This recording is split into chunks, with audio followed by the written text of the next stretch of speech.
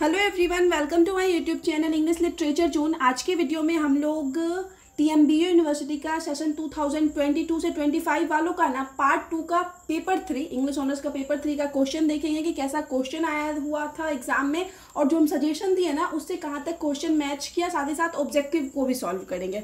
ठीक है, हमेशा की तरह जो टाइम है आपको ऑनर्स पेपर के लिए 3 आवर मिलता है और 100 मार्क्स का आपका एग्जाम हो रखा है। अब देखते हैं सबसे पहला क्वेश्चन क्या रखा है। सबसे पहले नंबर 1 में है explain any 2 of the following passage with reference to the context. मतलब नंबर 1 में ना 4 पैसेज दिया हुआ है ABCD 4 नंबर करके, तो 4 में से सिर्फ 2 ही सॉल्व करना है जो कि 8 2 16 मार्क्स का है आप लोग को। ठीक है, इसमें से 2 ही एक्सप्लेनेशन सॉल्व करना है। तो ए में जो एक्सप्लेनेशन दिया हुआ है वो मैकबेथ से लिया गया है। तो पहला जो लाइन है आउट आउट ब्रीफ कैंडल करके शुरू है और इसी के और में एक और एक्सप्लेनेशन दिया हुआ है वो भी मैकबेथ का ही है, उसका देख लेते हैं वो कैसे शुरू है।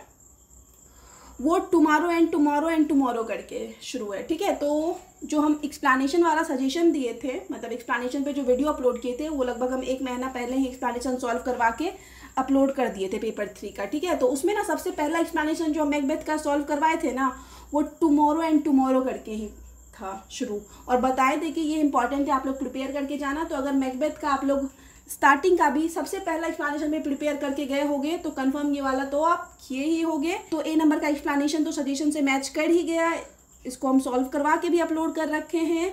बी नंबर में जो एक्सप्लेनेशन है be not afraid of greatness some are born great, तो ये 12th नाइट से आया हुआ है। इसी के और में है how easy it is for the proper false करके, ये भी 12th नाइट से आया हुआ है। तो दोनों में से कोई एक एक्सप्लेनेशन सॉल्व करना होता है एग्जाम में। ठीक है, जैसे एक मैकबेथ का कर लिया तो एक अब दूसरे बुक का करेंगे। तो जब हम 12th नाइट का भी एक्सप्लेनेशन सॉल्व करवा रहे थे ना तो उसमें हम 3 एक्सप्लेनेशन 12th नाइट से इंपॉर्टेंट बताए थे। एक तो music is the food for love करके बताए थे, और सेकेंड एक्सप्लेनेशन जो 12th नाइट से सॉल्व करवाए थे और जो बताए थे कि इंपॉर्टेंट है प्रिपेयर करके जाना, वो इसी तरीके से शुरू था, be not afraid of greatness some are born great करके। तो सेकेंड वाला एक्सप्लेनेशन भी जो है वो सजेशन से मैच कर गया, इसको भी सॉल्व करवा के हम ऑलरेडी वीडियो अपलोड कर रखे हैं। और एग्जाम में सिर्फ 2 ही एक्सप्लेनेशन सॉल्व करना है तो ए और बी दोनों मैच कर गया। तो ठीक है, तो ये तो हो गया कि 60 नंबर का पूरा मैच कर गया। तो थर्ड वाले में जो एक्सप्लेनेशन है सबसे पहला you are most mistaken in the world करके शुरू है, जो कि लव फॉर लव से आया हुआ है। इसी के और वाले सेक्शन में एक और एक्सप्लेनेशन है वो हम लोग देख लेते हैं। इसी के और वाले में शुरू है women of her airy temper. तो लव फॉर लव से जब एक्सप्लेनेशन इंपॉर्टेंट बताए थे ना तो सबसे पहला एक्सप्लेनेशन जो लव फॉर लव से सॉल्व करवाए थे वो women of her airy temper करके ही स्टार्ट था। तो ये थर्ड वाला एक्सप्लेनेशन भी मैच कर ही गया है, जो हम सजेशन दिए थे, जो एक्सप्लेनेशन वाला वीडियो अपलोड किए थे उससे ही मैच कर गया। लेकिन आप लोग को एग्जाम में सिर्फ 2 ही सॉल्व करना था, तो कन्फर्म आप लोग 2 को सॉल्व किए होंगे क्योंकि 3 मैच कर गया है। तो हम 3 ही बुक से एक्सप्लेनेशन सॉल्व करवाए थे, तीनों मैच कर ही गया है। तो नंबर 1 वाला क्वेश्चन जो था एक्सप्लेनेशन वाला उससे पूरी तरह से क्वेश्चन मैच कर गया। और ये डी वाला एक्सप्लेनेशन जो है वो आ रखा है the importance of being earnest से, the truth is rarely pure and never simple करके लाइन, ये हम जब रिसेंट ही 2-4 दिन पहले ही क्वेश्चन अपलोड किए थे एक the importance of being earnest का, तो उसमें ये वाला लाइन हम बताए थे कि काफ़ी इंपॉर्टेंट है और मोस्टली एक्सप्लेनेशन पूछा जाता है, the truth is rarely pure and never simple करके लाइन वो दिए हुए थे, एज ए कोटेशन यूज कर रखे थे। ठीक है, लेकिन आपको एग्जाम में 2 ही सॉल्व करना है, तो स्टार्टिंग का 3 मैच कर गया, कोई भी आप उसमें से 2 लिख सकते थे अलग अलग बुक का। सेकेंड नंबर वाले क्वेश्चन में आ रखा है discuss Macbeth as a tragedy of vaulting ambition, support it with your own view, 14 marks का है। और इसी के और वाले सेक्शन में कैरेक्टर स्केच ऑफ मैकबेथ आ रखा है। तो हम बताए थे कि अब की बार आप लोग को पढ़ के जाना है। 2 क्वेश्चन बताए थे मैकबेथ से, एक तो बताए थे कि मैकबेथ की समरी पढ़ के जाओ और Macbeth as a tragedy of vaulting over ambition करके था, और support it with your own view, ये वाला आंसर हम प्रिपेयर करके जाने बोले थे। इस पर ऑलरेडी वीडियो भी अपलोड है और सजेशन में भी ये वाला बोले थे। तो जो हम सजेशन दिए थे मैकबेथ से उससे मैच कर ही गया है। 2 क्वेश्चन सजेस्ट किए थे मैकबेथ से, उसमें से एक मैच कर गया है। ठीक है, तो सेकेंड ऑप्शन भी जो है वो सजेशन से मैच कर गया है। अब हम लोग थर्ड देख लेते हैं। थर्ड वाले ऑप्शन में आ रखा है discuss 12th night as a romantic comedy, 12th night को romantic comedy as a discuss करना है 14 मार्क्स के लिए। इसी के और वाले सेक्शन में है critically evaluate the character of voila. तो हम जो सजेशन अपलोड किए थे ना उसमें हम रिकमेंड किए थे कि element of love in 12th night पढ़ लेना और वायोला का कैरेक्टर स्केच पढ़ लेना। ठीक है, तो एलिमेंट ऑफ लव तो नहीं मैच किया, लेकिन कैरेक्टर स्केच ऑफ वायोला आ गया है। तो अगर आप लोग सजेशन से भी प्रिपरेशन करके गए होंगे तो वायोला का कैरेक्टर स्केच आराम से लिखे होंगे, क्योंकि हम 2 क्वेश्चन बता दिए कि वायोला का कैरेक्टर स्केच सजेशन में बोले थे याद करके जाने। और 12th night as a romantic comedy पे वीडियो हम ऑलरेडी अपलोड कर रखे हैं, लेकिन सजेशन में अब की बार के लिए इंपॉर्टेंट नहीं बता रखे थे, बट एक मैच कर ही गया है ये character sketch of voila suggestion से। तो ये 3rd नंबर वाला भी मैच कर ही गया, दोनों में से एक ही लिखना होता है। तो जो भी मेरे सजेशन के थ्रू प्रिपरेशन किए होंगे वो character sketch of voila confirm लिखे होंगे। उसके बाद हम लोग 4 नंबर में देख लेते हैं। 4 नंबर में आया हुआ है discuss love for love as a comedy of manners. Love for love को as a comedy of manners discuss करना है, और इसी में है sketch the character sketch of Angelica. Angelica का कैरेक्टर स्केच डिस्कस करना है 14 मार्क्स के लिए। तो इसमें भी जो हम सजेशन दिए थे ना, उसमें हम बता रखे थे कि आप लोग लव फॉर लव का समरी प्रिपेयर करके जाओ, साथ में एंजेलिका का कैरेक्टर स्केच। तो जो कैरेक्टर स्केच प्रिपेयर करके जाने बोले थे तो उसमें से तो मैच कर ही गया है, तो कंफर्म आप लोग ये वाला अच्छे से लिखे होगे। 4th वाला ऑप्शन भी जो है वो सजेशन से पूरी तरह से मैच कर गया है, जो हम रिकमेंड किए थे उसी से आया हुआ है।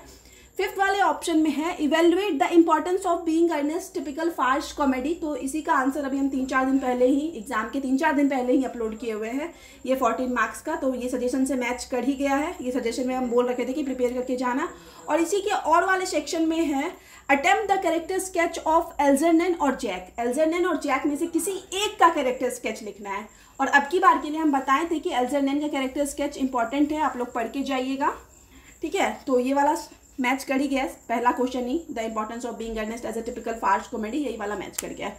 तो सारा लॉन्ग क्वेश्चन हम लोग देख चुके हैं, जो हम सजेशन दिए थे सारा लॉन्ग क्वेश्चन उसी से मैच किया हुआ है, एक्सप्लेनेशन भी उसी से मैच किया हुआ है, ठीक है। एक भी क्वेश्चन अभी तक अलग नहीं आया हुआ है। उसके बाद 6 नंबर में है right short notes on any 2 of the following. मतलब 4 ऑप्शन दिया हुआ है, किसी 2 पे शॉर्ट नोट्स लिखना है। 4 2 8 मार्क्स का, मतलब एक जो है वो 4 मार्क्स का है। तो इसमें हम आप लोग को 5 पढ़ के जाने बोले थे, जिसमें से 3 मैच कर गया। कैथारसिस आप लोग को पढ़ के जाने बोले थे, कॉमेडी ऑफ ह्यूमर पढ़ के जाने बोले थे, और ट्रेजेडी। मतलब हम जो 5 रिकमेंड किए थे ना, उसमें से 3 मैच कर ही गया है। तो कंफर्म है कि आप लोग 2 लिखे ही होंगे, ठीक है। तो ये वाला सेक्शन भी सजेशन से 100% मैच कर गया। इसके बाद हम लोग 7th नंबर में देख लेते हैं। 7th नंबर में जो है choose the correct answer of the following. It means objective आ रखा है 2 10 20 मार्क्स का। हम लोग सारा ऑब्जेक्टिव सॉल्व करेंगे, देखेंगे किस तरीके का ऑब्जेक्टिव आ रखा है। मोस्टली ऑब्जेक्टिव जो है प्रीवियस ईयर से रिपीट करता है, और प्रीवियस ईयर का सारा ऑब्जेक्टिव सॉल्व करवा के हम ऑलरेडी वीडियो अपलोड कर रखे पेपर 3 पेपर 4 सारा का। तो सबसे पहला जो ऑब्जेक्टिव आ रखा है वो है Duncan was the king of, कि मैकबेथ से है ये, कि डंकन जो है वो कहाँ का राजा था। तो आप लोग को पता होगा स्कॉटलैंड का राजा था डंकन। काफ़ी ईजी ऑब्जेक्टिव था नंबर ए वाला। तो उसके बाद बी में है the sub title of 12th night is, कि 12th नाइट का जो सब टाइटल है, उपशीर्षक है या एक और शीर्षक है, वो क्या है। तो सही ऑप्शन हो जाएगा व्हाट यू विल।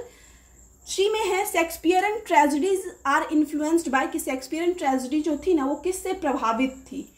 तो इसका ऑप्शन पहले हम लोग देख लेते हैं कि 4 ऑप्शन दिया हुआ है। तो सही ऑप्शन जो हो जाएगा वो हो जाएगा ग्रीक कॉन्सेप्ट ऑफ ट्रेजेडी, ठीक है। तो ये 3rd नंबर वाला ऑप्शन हो जाएगा ग्रीक कॉन्सेप्ट ऑफ ट्रेजेडी। ये भी प्रीवियस ईयर से रिपीटेड ही है, मतलब पहले आ चुका है। तो अगर आप लोग पहले वाला क्वेश्चन का आंसर सारा पढ़ के गए होगे, वो वाला वीडियो देख के गए होगे प्रीवियस ईयर वाले ऑब्जेक्टिव वाला, तो कंफर्म ये वाला किए होगे। उसके बाद डी में है विलियम कनग्रीव बिलोंग टू, कि विलियम कनग्रीव जो है वो किस एज से बिलोंग करते हैं। तो सही ऑप्शन जो है रेस्टोरेशन एज हो जाएगा, कि विलियम कनग्रीव जो थे रेस्टोरेशन पीरियड के काफ़ी फेमस ऑथर थे। तो इसका सही ऑप्शन रेस्टोरेशन एज हो जाएगा।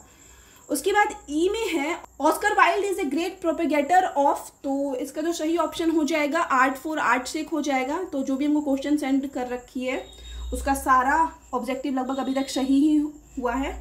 उसके बाद एफ में है Potter scenes figures in the play, की ये जो पॉटर सीन है ना वो किस प्ले में देखने को मिलता है। तो मैकबेथ में देखने को मिलता है। बाकी और कोई जो भी प्ले का नाम दे रखा है वो आपके सिलेबस में नहीं है, हैमलेट, किंग लियर, ओथेलो, तो ये सब आपके सिलेबस में नहीं है। आपके सिलेबस में मैकबेथ है, तो सही ऑप्शन मैकबेथ ही होगा एफ नंबर का। उसके बाद जी में है love for love is a, कि लव फॉर लव जो है वो क्या है। तो वो हो जाएगा रेस्टोरेशन कॉमेडी, ठीक है। Love for love romantic comedy तो हो ही नहीं सकता। लव फॉर लव का अगर आप लोग समरी देख रखे होगे तो आप लोगों को कहानी पता होगा कि इसमें कोई सीरियस प्यार के बारे में बात नहीं किया गया, तो ये रेस्टोरेशन कॉमेडी हो जाएगा। एच में है एल्जरनेन्स मॉनक्रीफ्स फ्लैट इज लोकेटेड इन, कि एल्जरनेन का जो फ्लैट था वो कहाँ लोकेटेड था। हम लोग सारा ऑप्शन देख लेते हैं, उसके बाद टिक करेंगे। तो जो सही ऑप्शन हो जाएगा ना इसका वो हो जाएगा हाफ मून स्ट्रीट। सही ऑप्शन एच का हाफ मून स्ट्रीट हो जाएगा। उसके बाद हम लोग नेक्स्ट ऑब्जेक्टिव देख लेते हैं।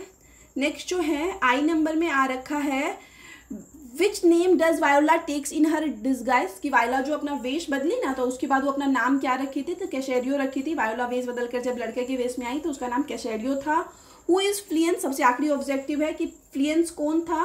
आप लोग अगर मैकबेथ प्ले को ध्यान से पढ़े हो, मैकबेथ से रिलेटेड ऑब्जेक्टिव पढ़ रखे हैं, तो आप लोग को पता होगा कि जो फ्लियंस था ना वो सन ऑफ बैंक्यो, बैंक्यो का बेटा था फ्लियंस।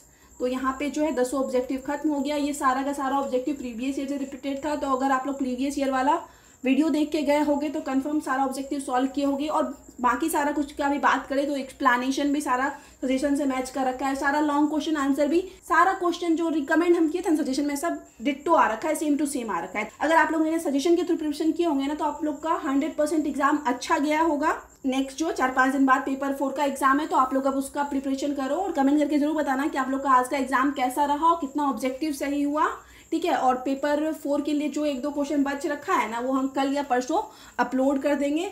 वैसे तो 90% सिलेबस पे ऑलरेडी वीडियो हम अपलोड कर रखे हैं, तो वो 90% कवर अप कर लो। जो 1-2 बचा हुआ है वो कल या तो परसों हम अपलोड कर देंगे यूट्यूब चैनल पे, ठीक है। तो मिलते हैं नेक्स्ट वीडियो में नेक्स्ट टॉपिक के साथ। आप लोग कमेंट करके ज़रूर बताना कि आप लोग का एग्ज़ाम कैसा रहा।